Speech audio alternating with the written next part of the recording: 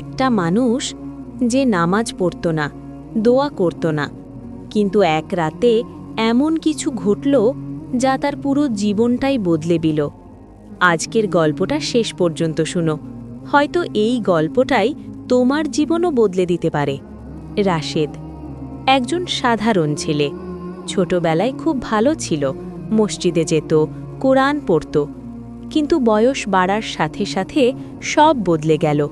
বন্ধুদের সাথে ঘোরাঘুরি, নামাজ বাদ, মা বাবার কথা অমান্য করা, সবই তার জীবনের অংশ হয়ে গেল।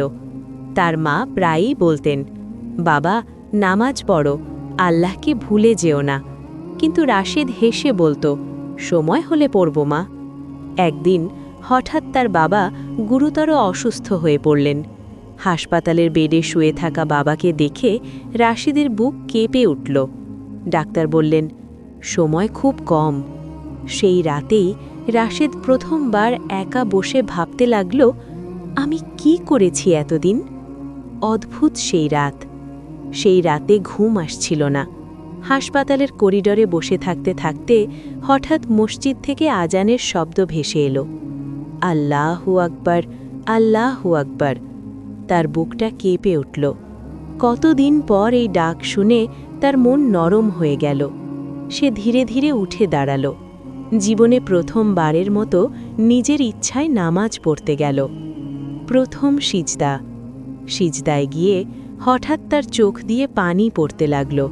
সে বলতে লাগল, হে আল্লাহ, আমি ভুল করেছি, আমাকে মাফ করে দাও, আমার বাবাকে সুস্থ করে দাও।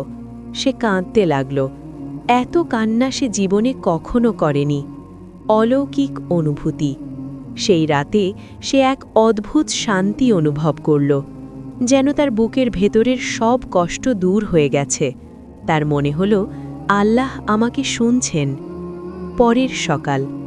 পরদিন সকালে ডাক্তার এসে বললেন, অবস্থা একটু ভালো হয়েছে। রাশেদ অবাক, তার চোখে পানি চলে এলো। সে বুঝতে পারল, আল্লাহর কাছে ফিরে আসলেই সব বদলে যেতে পারে। মায়ের সাথে কথোপকথন।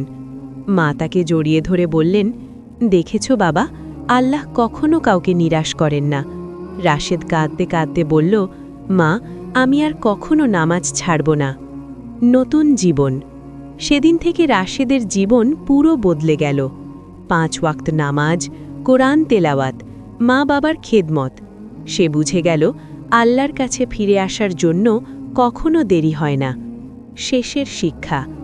কিছুদিন পর তার বাবা ইন্তেকাল করলেন, কিন্তু এবার রাশেদ ভেঙে পড়েনি, কারণ সে জানত তার বাবা এখন আল্লাহর কাছে, আর সে নিজেও আল্লাহর পথে আছে।